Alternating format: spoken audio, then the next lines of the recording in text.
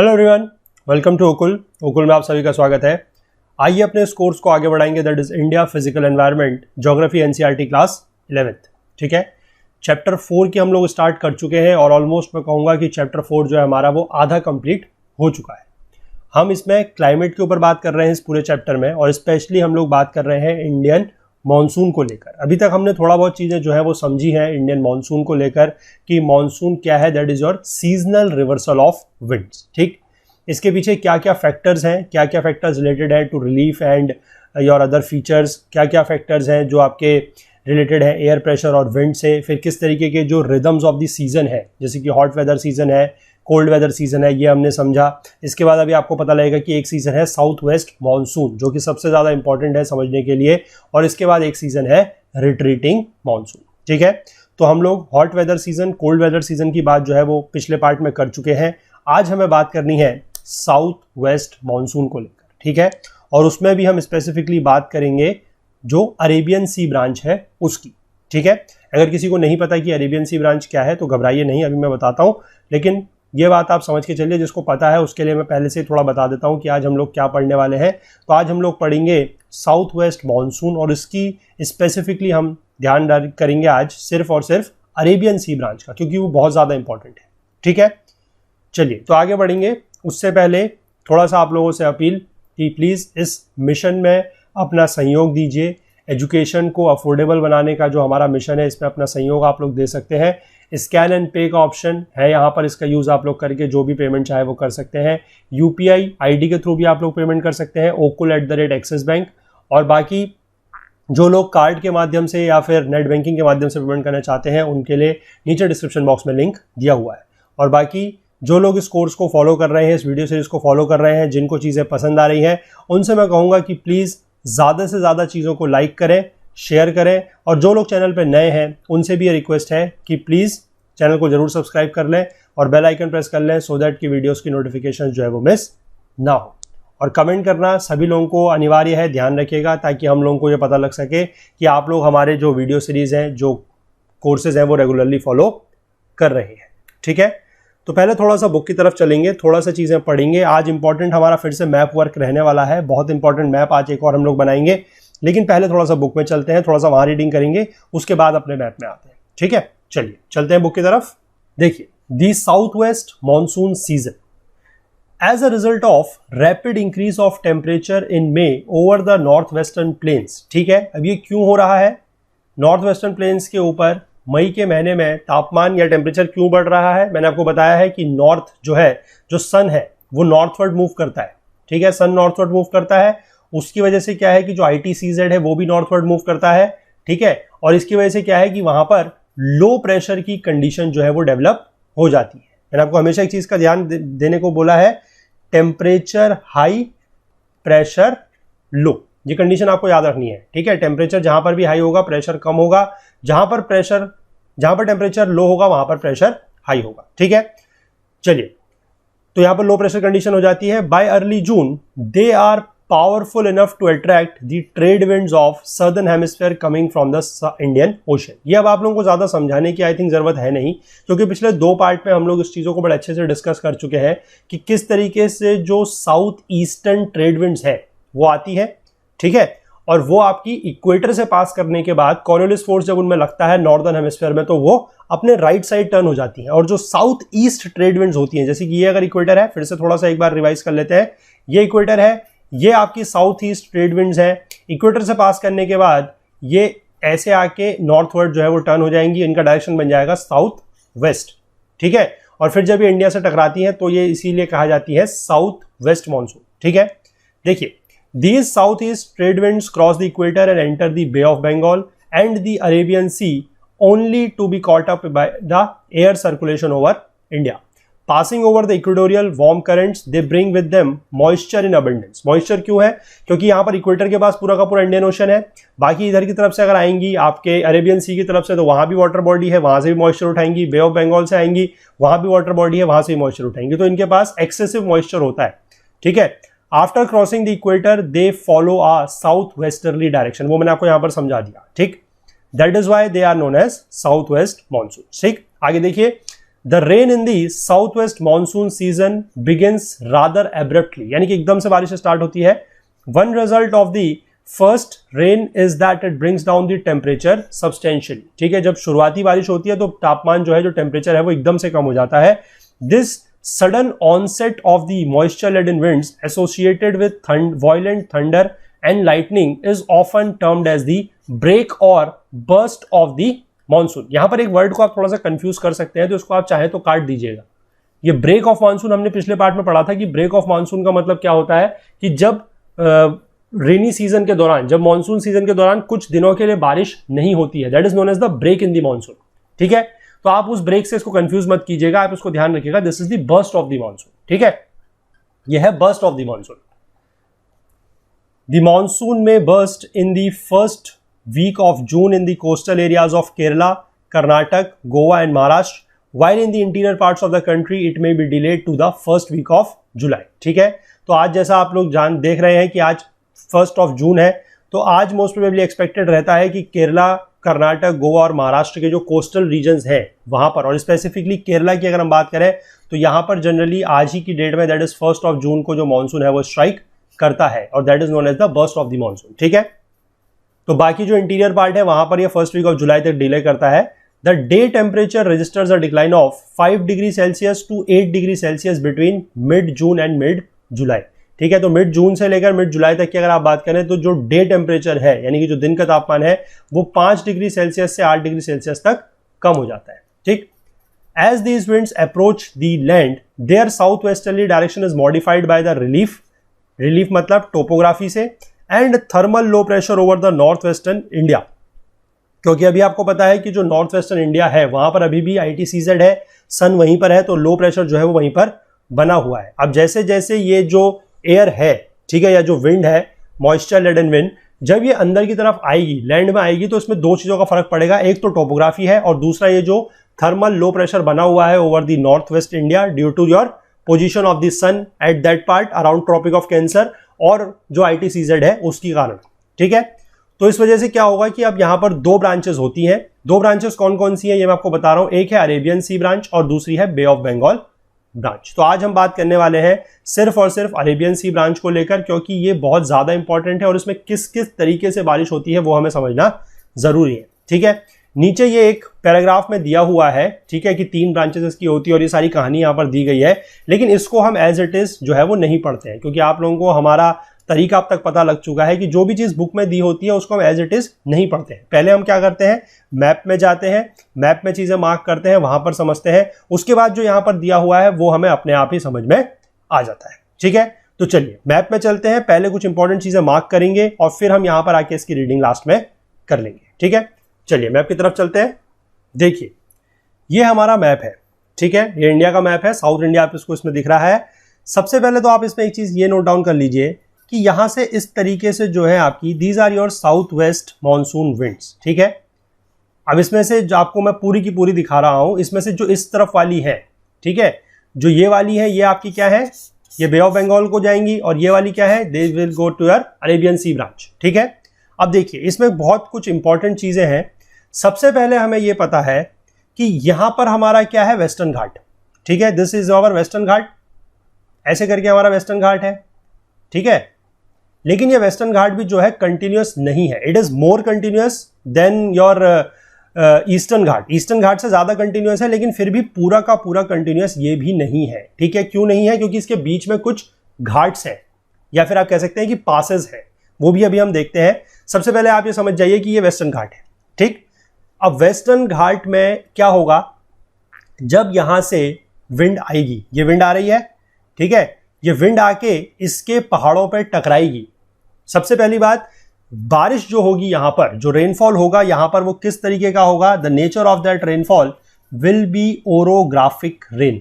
ठीक है, chapter 11 water in the atmosphere fundamentals of physical geography NCERT class 11 की पहली बुक, टाइप्स ऑफ रेन.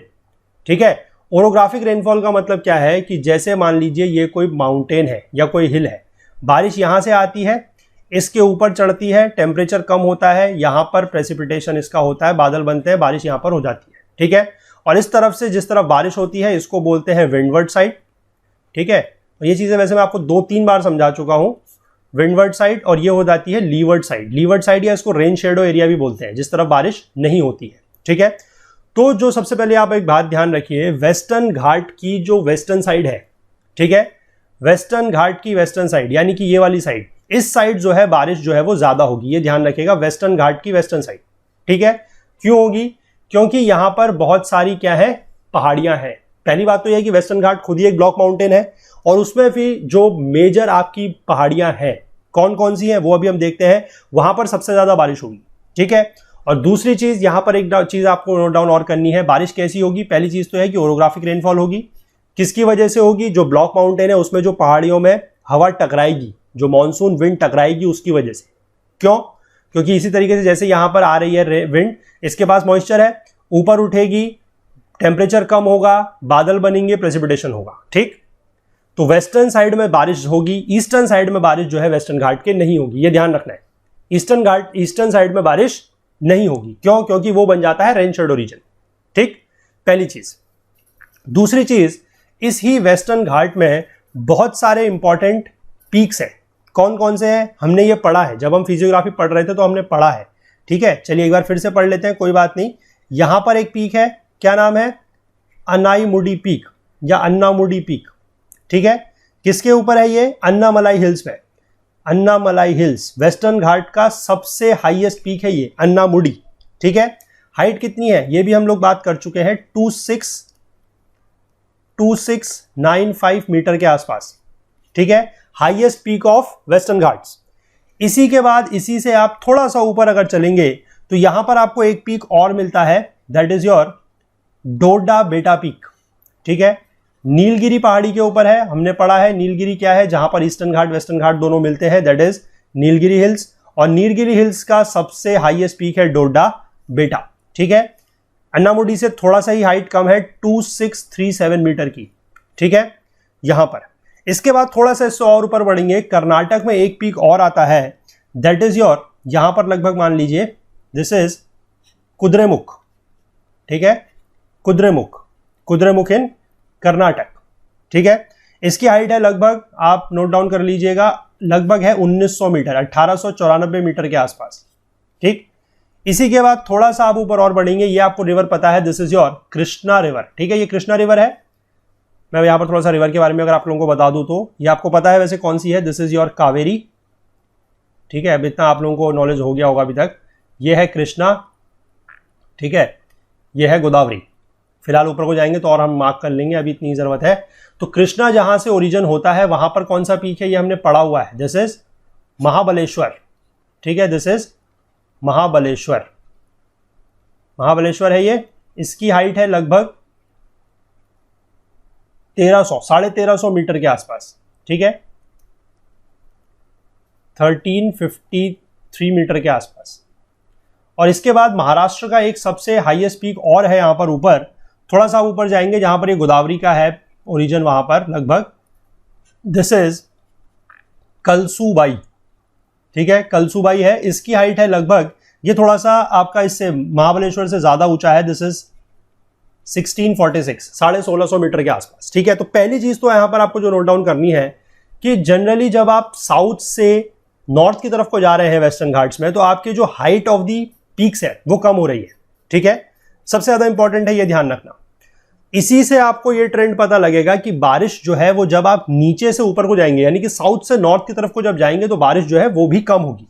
ठीक है, यानी कि सबसे ज्यादा बारिश होगी आपके अन्नामुडी में, उसके बाद डोडा बेटा में, फिर कुद्रेमुख में, फिर महाबलेश्वर में, फिर कलसूबाई में, ऐसे करते करते ऊपर को। ठीक है, कलसूबाई की हाइट थोड़ा सा ज्यादा जरूर है, लेकिन फिर भी वहां पर क्या है कि अगर आप महाबलेश्वर तक इसको लेके चले तो बारिश जो है वो ऊपर की तरफ को ट्रेंड जो है वो कम है।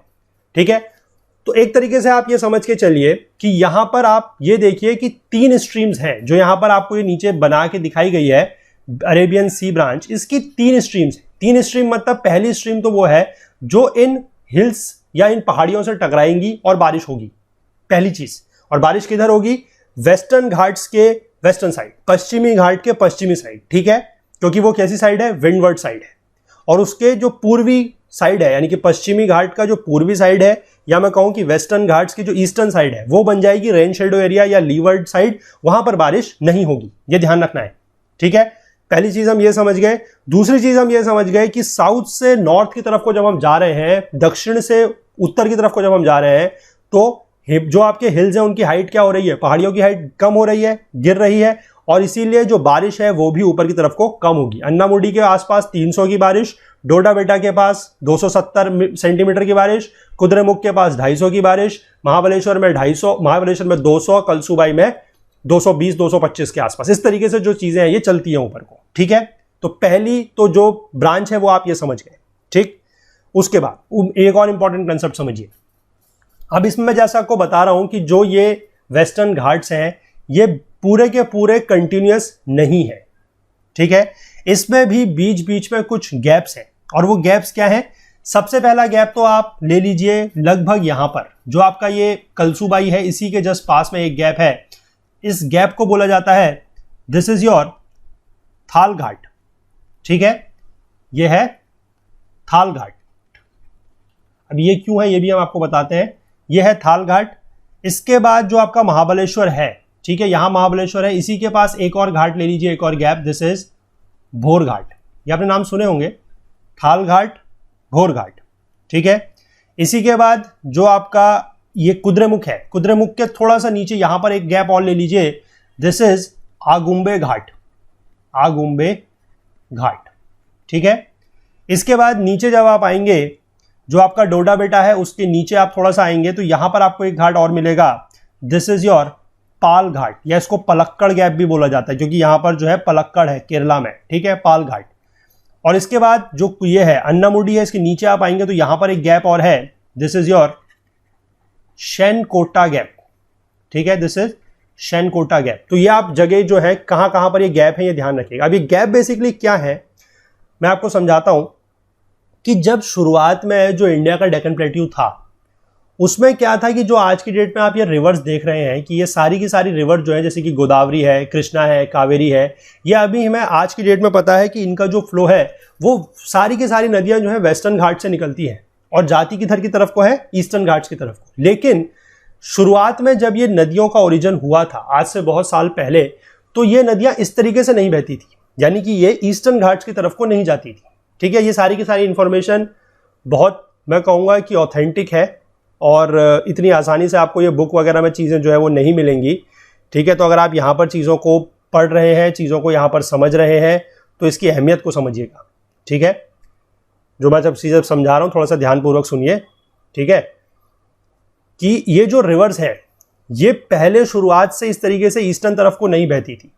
क्या होता था कि ये नदियाँ जो थी वेस्टर्न साइड को बहा करती थी, ठीक, वेस्टर्न साइड को बहती थी, मतलब वेस्टर्न घाट से निकलती थी और सारी सारी नदियां अरेबियन सी की तरफ को जाती थी। बाद में क्या हुआ कि जो डेक्कन प्लेट्यू का रीजन है, जो पेनिनसुलर प्लेट्यू का रीजन है, ये वेस्टर्न साइड से थोड़ा सा ऊपर की तरफ को उठ गया, ठीक है, थोड़ा सा ऊपर की तरफ को उठ गया। उठने की वजह से क्या हुआ है कि नदियों ने जो अपना रास्ता था वो चेंज कर दिया, ठीक है। मतलब जो इसका आप कह सकते हैं जो वेस्टर्न साइड है वो थोड़ा सा ऊपर हो गया और जो ईस्टर्न साइड है वो थोड़ा सा डाउन हो गया। यानी कि अगर मैं इसको यहां पर बना के समझाऊं आपको तो ऐसा हो गया कुछ कि वेस्टर्न साइड थोड़ा सा ऊपर हो गया, ईस्टर्न साइड थोड़ा सा नीचे हो गया, तो रिवर जो है वो ऐसे आने लग गई, this is west, this is east, ठीक है।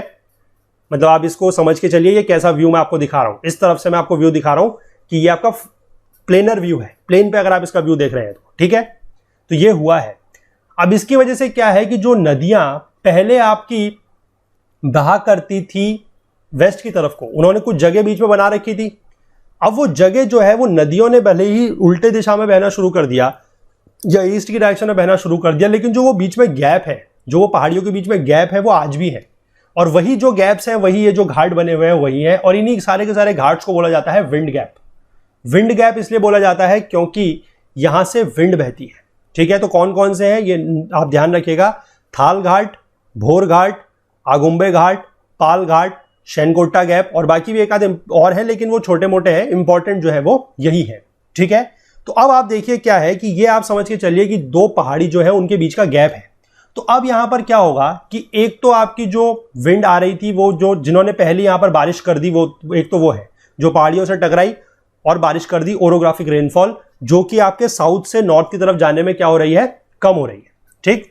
दूसरा क्या है कि जो विंड आएगी वो यहां से इस गैप के थ्रू पार भी कर सकती है कुछ कुछ, ठीक है। तो इससे क्या होगा कि जो आपका ये रेन शेडो एरिया की मैं बात कर रहा था, उस रेन शेडो एरिया में थोड़ा थोड़ा बारिश जो है वो होगी। ठीक है, अगर इस तरफ मैं बता रहा हूं कि वेस्टर्न साइड में 300 सेंटीमीटर बारिश हो रही है, तो जो आपका ईस्टर्न साइड है वेस्टर्न घाट्स के, वहां पर 20-25 सेंटीमीटर जो बारिश है वो होगी। इस रेंज से, इस वाली रेंज से जो है बारिश होगी, यानी कि जो अरेबियन सी ब्रांच है उससे 20-25 सेंटीमीटर की बारिश होगी।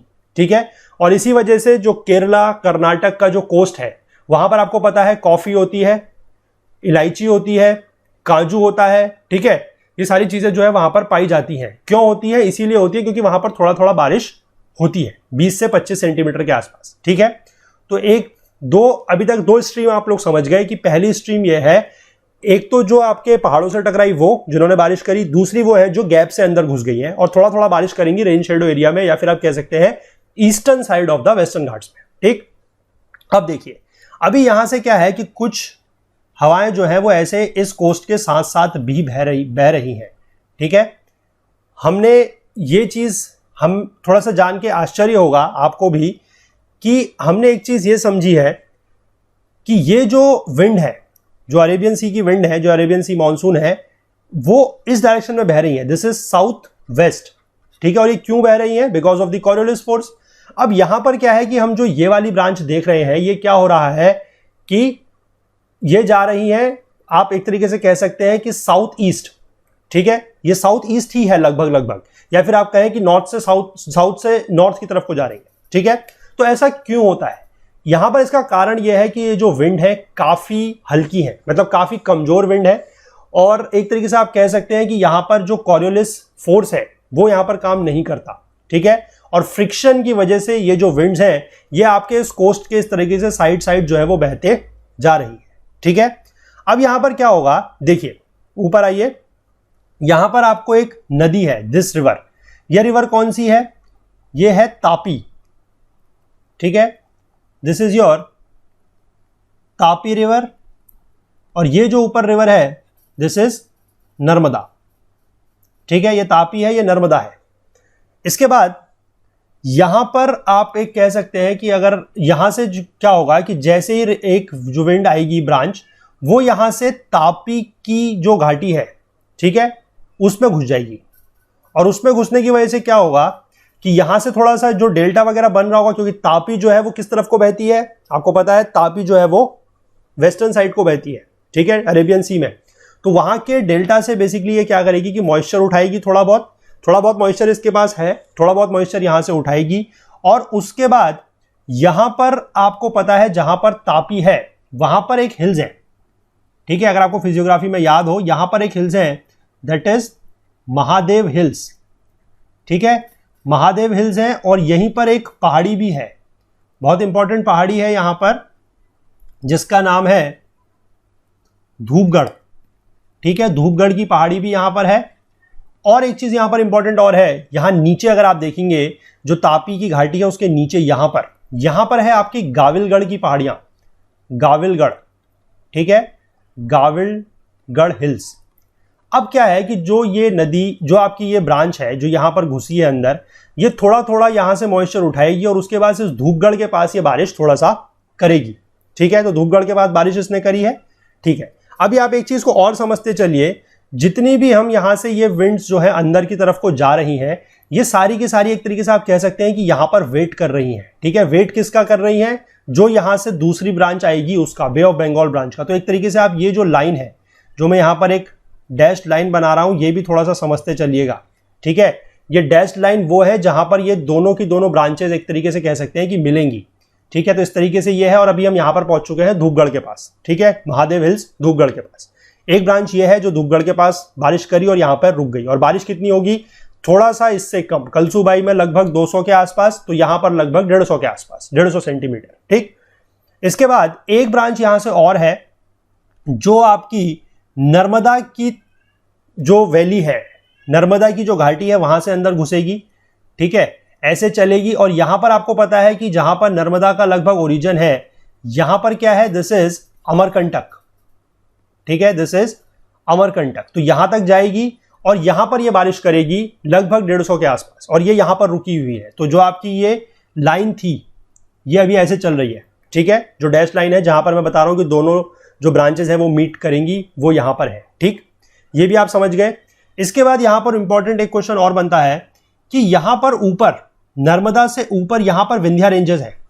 ठीक है, और नर्मदा और तापी के बीच में जो रेंज है दिस इज सतपुड़ा रेंज। ठीक है, और नीचे ये गाविलगढ़ की पहाड़ी है, ये मैं आपको यहां पर बता चुका हूं। अब सवाल ये पैदा होता है कि जो रिवर तापी नदी के घाटी से घुसती है, तापी की घाटी से घुसती है, ठीक है, वो आपकी, मैं आपसे सवाल पूछ रहा हूं, ध्यान से सुनिएगा, सवाल मैं आप लोगों से पूछ रहा हूं, इसका जवाब आप लोग मुझे देंगे। ठीक है, दो यहां पर ब्रांचेस हैं, एक वो जो तापी की घाटी से घुसी है यानी कि तापी की वैली से एंटर की है, एक है जो नर्मदा की वैली से एंटर की है। ठीक है, तो पहला सवाल है तापी के वैली से एंटर करने वाली ब्रांच को लेकर कि जो तापी से एंटर कर रही है उसके ऊपर साइड यहां पर ये है आपके सतपुड़ा रेंज। ठीक है, और नीचे है गाविलगढ़ की पहाड़ियां। तो उन दोनों के बीच से वो जा रही है, तो आपने ये बताना है कि ज्यादा बारिश वो कहां पर करेंगी, सतपुड़ा की रेंज में या फिर गाविलगढ़ की पहाड़ियों में, पहला सवाल। ठीक, दूसरा सवाल यह है कि जो ये नर्मदा वाली ब्रांच है इसके ऊपर यहां पर है विंध्याचल की रेंज या विंध्या रेंजेस। ठीक है, और इसके नीचे है सतपुड़ा की रेंज। तो ये वाली जो बारिश है वो कहां पर, ये वाली जो ब्रांच जा रही है वो कहां पर ज्यादा बारिश करेगी, विंध्या की रेंज में या सतपुड़ा की रेंज में। ठीक, तो ये दो सवाल आप लोगों के लिए है। एक का भी अगर आप जवाब सही दे देंगे तो आप दोनों का जवाब सही दे सकते हैं, क्योंकि दोनों के पीछे कंसेप्ट एक ही है। ठीक है, तो थोड़ा सा ध्यान रखिएगा, अगर आपको समझ में आ जाएगा तो आप दोनों का जवाब जो है वो बड़े आसानी से दे पाएंगे। ठीक है, चलिए, तो ये ब्रांच के बारे में आप यहां से समझ गए। इसके बाद क्या होता है, एक ब्रांच यहां से इसकी और निकल के जाएगी, यहां पर एक नदी है दैट इज माही नदी। ठीक है, यहां पर है माही नदी, तो यहां से एक ब्रांच जो जाएगी वो यहां से ऐसे जाएगी, यहां पर ये नदी है दिस इज चंबल, ये नदी हमें पता है ये चंबल है। ठीक है, तो वो थोड़ा सा माही नदी से मॉइस्चर उठाएगी, थोड़ा चंबल नदी से मॉइस्चर उठाएगी और लगभग यहां पर वो रुक जाएगी। ठीक है, क्योंकि यहां पर कोई पहाड़ी ऐसा है नहीं जहां पर टकरा के वो बारिश कर सके। तो जो हमारी ये लाइन चल रही है वो आप देखिएगा कि इस तरीके से कुछ चल रही है। ठीक है, ये जो डैश लाइन है। ठीक, इसके बाद एक ब्रांच अभी और है जो यहां से अंदर घुसेगी, यहां पर एक पहाड़ी है बड़ी इंपॉर्टेंट, ये हमने बात की हुई है पहले, दिस इज गिर। ठीक है, गिर माउंटेन्स है यहां पर।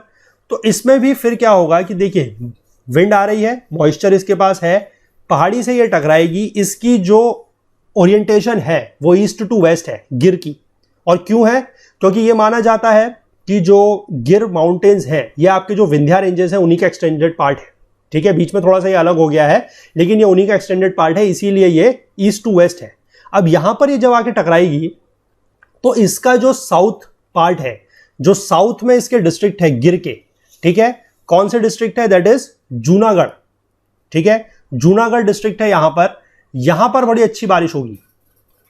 ठीक है, साउथ में है जूनागढ़, तो यहां पर बारिश ये करेगी। ठीक है, और कितनी बारिश करेगी, अच्छी बारिश होगी, 200 से 250 सेंटीमीटर के आसपास की बारिश यहां पर हो जाएगी। इसके बाद जैसे ही विंड ऊपर जाएगी तो इसका जो नॉर्दर्न रीजन है यहां पर आप देखेंगे डिस्ट्रिक्ट्स हैं सुरेंद्रनगर एंड जामनगर। ठीक है, ये फिर से आपकी रेन शेडो एरिया बन जाएगा, तो यहां पर बारिश नहीं होगी। ठीक है, तो बारिश नहीं होगी लेकिन विंड्स तो फिर भी आगे को बढ़ रही हैं। ठीक है, विंड्स आगे बढ़ रही हैं। इस रीजन में क्या है, यहां पर एक इंपॉर्टेंट फीचर और है, this is your Rann of Kutch. ठीक है, ये कच्छ का रण है। ठीक है, रण का मतलब क्या होता है, दलदल। तो यहां पर भी थोड़ा सा क्या है कि यहां पर भी इवेपोर ट्रांसपोरेशन या फिर आप कह सकते हैं कि इवेपोरेशन जो है वो हो रहा है। तो ये जो विंड यहां से जा रही है ये थोड़ा सा इससे मॉइस्चर यहां से लेगी और इस तरीके से यहां से ऊपर की तरफ को ये जाती रहेगी, नॉर्थ की तरफ को। ठीक है, और यहां पर एक चीज अभी इंपॉर्टेंट और है, बहुत इंपॉर्टेंट है, यहां पर भी हमने एक पहाड़ियां पढ़ी है, this is your Aravalli hills. ठीक है, ये अरावली हिल्स में क्या है कि अरावली के ये पैरेलल बहते जाएंगे और यहां पर ये बारिश नहीं कर सकती। क्यों नहीं कर सकती, क्योंकि अरावली से इनको कोई बेसिकली आप कह सकते हैं कि कोई बाउंड्री मतलब वो नहीं मिल रहा है, हिंड्रेंस नहीं मिल रहा है। ठीक है, हिंड्रेंस मतलब आप कह सकते हैं कि कोई बाधा पहुंचाने वाली चीज नहीं है जो जिससे कि ओरोग्राफिक रेनफॉल हो जाए। ये अरावली के पैरेलल जो है वो जाती रहती है। लेकिन अरावली के साउथ में अरावली का एक सबसे जो हाईएस्ट पीक है वो है, वहां पर थोड़ा सा बारिश जो है ये करती है। और ये पीक कौन सा है, this peak is Guru Shikhar है, ठीक है। तो गुरु शिखर में थोड़ा सा ये बारिश करेंगी, लेकिन उसके बाद ये बारिश ज्यादा नहीं करती है, क्योंकि ये अरावली के पैरेलल जो है ये जाती रहेंगी, ठीक है। इसके बाद एक चीज जो इंपॉर्टेंट और है थोड़ा सा समझने के लिए, वो ये है कि इस रीजन में, ये आपका कौन सा रीजन है, पहली बात तो ये है कि ये रीजन है आपका डेजर्ट का, ठीक है। तो यहां पर जनरली क्या है कि टेम्परेचर बहुत ज्यादा है, ठीक है। और जिस समय अगर हम बात कर रहे हैं गर्मियों के दिनों में, मई जून के महीने में, जून 15 के आसपास की, तो यहां पर जो सन है वो भी लगभग काफी ऊपर है। और सन ऊपर होने की वजह से क्या है कि एक तो टेम्परेचर बहुत ज्यादा है, और उससे क्या होगा कि मॉइस्चर यहां पर बिल्कुल है नहीं। तो यहां से क्या है कि जो ये विंड है जिसमें के पास थोड़ा सा मॉइस्चर यहां से था, थोड़ा सा मॉइस्चर इस विंड के पास और भी है, वो कहां से आएगा, चलिए वो आपसे सवाल पूछते हैं। मैं कह रहा हूं कि थोड़ा सा विंड तो के पास तो मॉइस्चर है, थोड़ा सा नीचे से है, थोड़ा सा इसने रन ऑफ कच्छ से लिया है, बाकी ये विंड जो है यहां से भी मॉइस्चर लेगी। इस रीजन में कुछ ऐसा है जहां से ये विंड को मॉइस्चर मिलेगा, लेकिन बारिश नहीं होगी, ठीक है। तो मेरा सवाल यह है कि इस रीजन में ऐसा क्या है डेजर्ट के रीजन में जहां से ये विंड को मॉइस्चर मिल सकता है, ठीक है। तो ये सवाल आप ध्यान से सुन लीजिए, इसका जवाब आप नीचे मुझे कमेंट सेक्शन में देंगे, ठीक है। इसके बाद ऊपर इसमें क्या है कि एक चीज यहां पर और होता है कि ये जो रीजन है बहुत ज्यादा गर्म है, तो यहां से क्या होगा कि कन्वेक्शनल करंट्स ऊपर की तरफ को उठेंगे, ठीक है। तो भले ही इस विंड के पास थोड़ा सा मॉइस्चर है, लेकिन ये बारिश नहीं कर सकती। क्यों नहीं कर सकती? क्योंकि अगर मान लीजिए फिर से मैं कंसेप्ट यूज कर रहा हूं क्लास 11th की जो दूसरी बुक है, चैप्टर 11th का ही, ठीक है, वाटर इन द एटमॉस्फेयर में एक कंसेप्ट है रिलेटिव ह्यूमिडिटी, ठीक है। उसका मैं कंसेप्ट यहां पर यूज कर रहा हूं। अगर आप लोगों को इसका अर्थ पता है तो बहुत अच्छी बात है, अगर नहीं पता है तो वहां पर जाके थोड़ा सा एक बार इसको देखिएगा, ठीक है। मान लीजिए कि ये जो विंड यहां से जा रही है, इसकी रिलेटिव ह्यूमिडिटी 90% या 95% के आसपास है। जैसे ही इस विंड की रिलेटिव ह्यूमिडिटी 100 हो जाएगी तो ये सैचुरेट हो जाएगी, यानी कि इसमें से बारिश हो जाएगी, प्रेसिपिटेशन हो जाएगा। लेकिन 90 to 95% होने के बाद भी कन्वेक्शनल करंट्स जो यहां की विंड है, जो यहां नीचे विंड है, ठीक है, बहुत गर्म विंड है, उससे कन्वेक्शनल करंट होगा। जैसे मान लीजिए आप इस तरीके से समझ के चलिए, इसको मैं यहां पर समझाता हूं। ये वाली जो विंड है ये ऐसे बह रही है, जो ऊपर से आ रही है, ठीक है। दीज आर योर विंड्स जो ऐसे करके जा रही है, दिस इज ये वाली है। और नीचे से कुछ विंड्स हैं जो कन्वेक्शनल करंट की वजह से ऐसे ऊपर को उठ रही हैं, ठीक है। ये बहुत ज्यादा गर्म है, इनका टेम्परेचर जो है बहुत ज्यादा हाई है, ठीक है, क्योंकि नीचे इसके क्या है, पूरी की पूरी रेत है, और मई जून का महीना है, जून के महीने में टेम्परेचर 48-50 के आसपास, ठीक है। तो यहां से क्या होगा कि ये जब विंड इसके साथ मिलेगी तो इसका भी टेम्परेचर बढ़ाएगी, और इसका भी टेम्परेचर जैसे ही हाई होगा तो इसकी जो रिलेटिव ह्यूमिडिटी है वो तुरंत क्या हो जाएगी, कम हो जाएगी। क्योंकि हमें पता है कि जैसे ही किसी भी विंड की या एयर की टेम्परेचर बढ़ता है, उसकी रिलेटिव ह्यूमिडिटी क्या होती है, कम हो जाती है। और जैसी रिलेटिव ह्यूमिडिटी कम होगी तो बारिश होने के चांसेस खत्म हो जाएंगे। तो इस वजह से क्या है कि इस विंड के पास भले ही थोड़ा बहुत मॉइस्चर होता भी है, लेकिन ये इस राजस्थान के रीजन में जो है बारिश नहीं कर सकती है, ठीक है। तो यहां से अभी हम एक चीज ये समझे हैं। इसके बाद क्या है कि ये जो लाइन चल रही थी, ये लाइन ऐसे ही चलेगी, ठीक है, लगभग ये यहां पर जाके मिलेगी शिमला के पास, और उसके बाद यहां से ये ऐसे घूम जाएगी कैलाश के पास, ठीक है।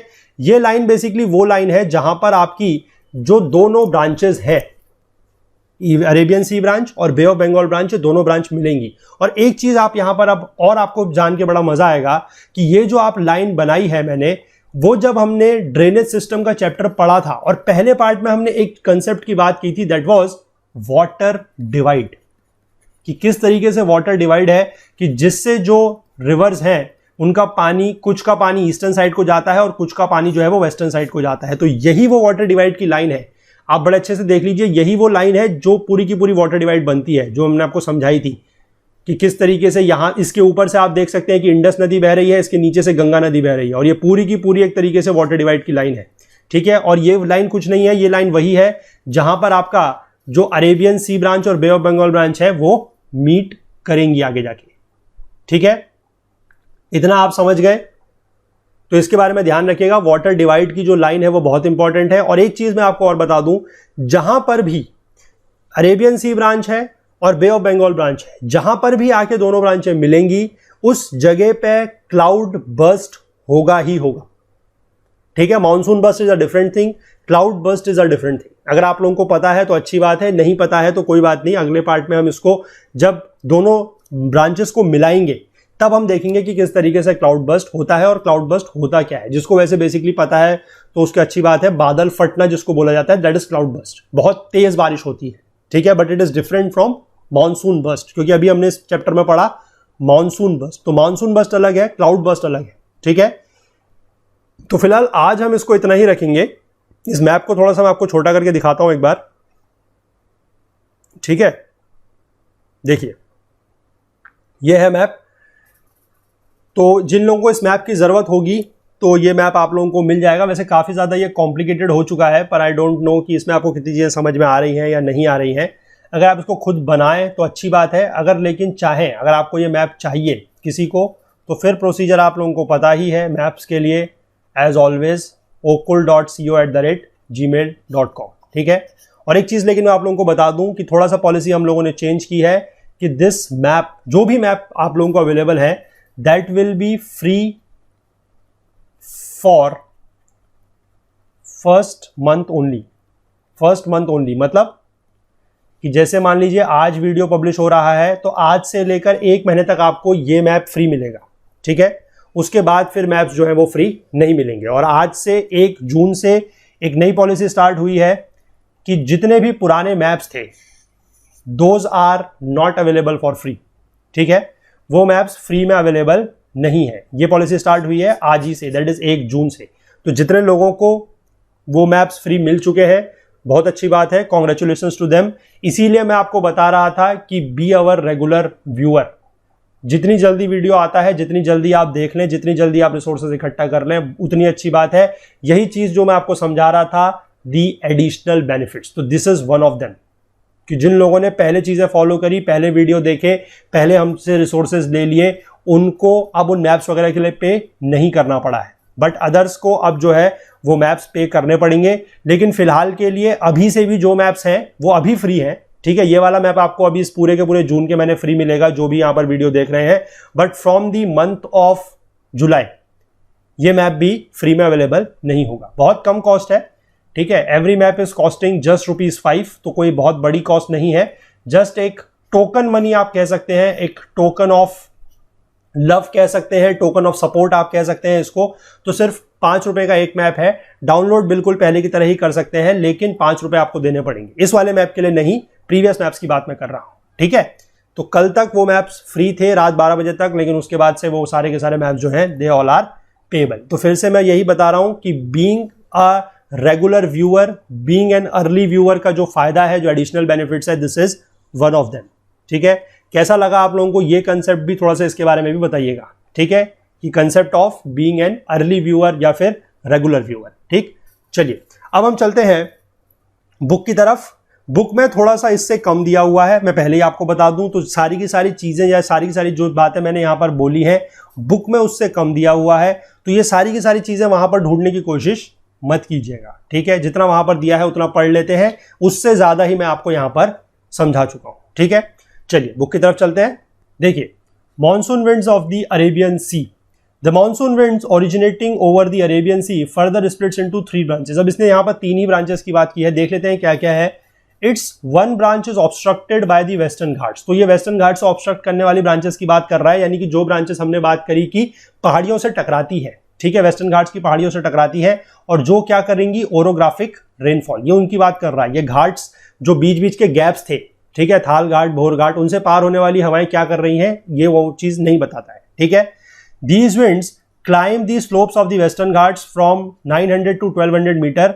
Soon they become cool, and as a result, the windward side of the Sahyadris and western coastal plains receive heavy rainfall ranging between 250 centimeter to 400 centimeter. ठीक है।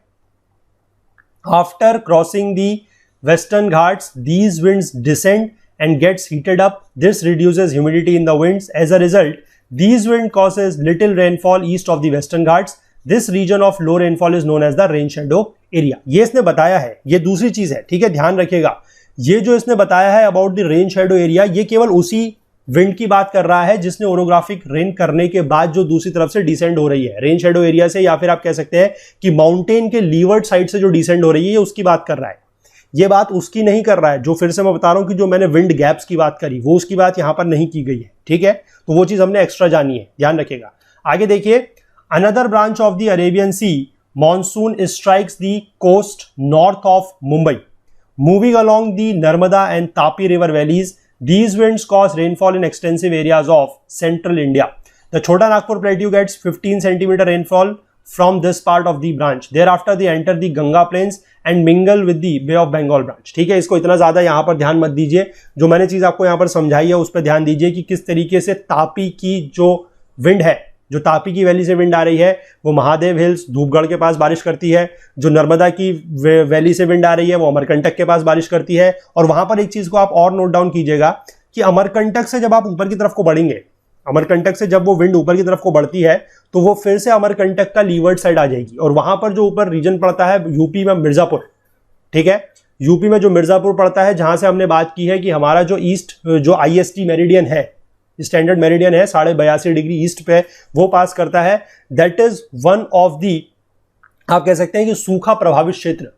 वो एक सूखा प्रभावित क्षेत्र या एक सूखा प्रभावित जिला है भारत का। एक तो मैंने आपको गुजरात में बताया, दैट इज सुरेंद्र नगर, ठीक है, सुरेंद्र नगर जामनगर जो मैंने बताया जो गिर पहाड़ी के नॉर्थ में है, वो एक सूखा प्रभावित क्षेत्र है। एक मिर्जापुर जो है वो भी सूखा प्रभावित क्षेत्र है। मिर्जापुर में थोड़ा सा बारिश होती है लेकिन वो इस ब्रांच की वजह से नहीं होती है, वो आपकी बे ऑफ बंगाल ब्रांच की वजह से, ठीक है। वो हम जब बे ऑफ बंगाल ब्रांच पढ़ेंगे तब थोड़ा सा समझेंगे कि किस तरीके से हो रहा है, ठीक है। तो इसने ये वाली दोनों ब्रांचें देखिए एक ही जगह समझा दी है मैंने, जो आपको अलग अलग बताई थी वो, ठीक। इसके बाद इसने जो ब्रांच बताई है, इसने माही वाली ब्रांच नहीं बताई है, ठीक है। फिर से मैं आपको बता दूं, जो माही वाली ब्रांच है, जो मैं बता रहा था कि माही नदी से अंदर जाती है, चंबल से थोड़ा सा मॉइस्चर लेती है और फिर वहां पर रुक जाती है क्योंकि वहां पर कोई पहाड़ियां नहीं है जहां से बारिश होगी, ठीक। उसके बाद जो तीसरी ब्रांच इसने बताई है, the third branch of this monsoon wind strikes the Saurashtra Peninsula and the Kutch.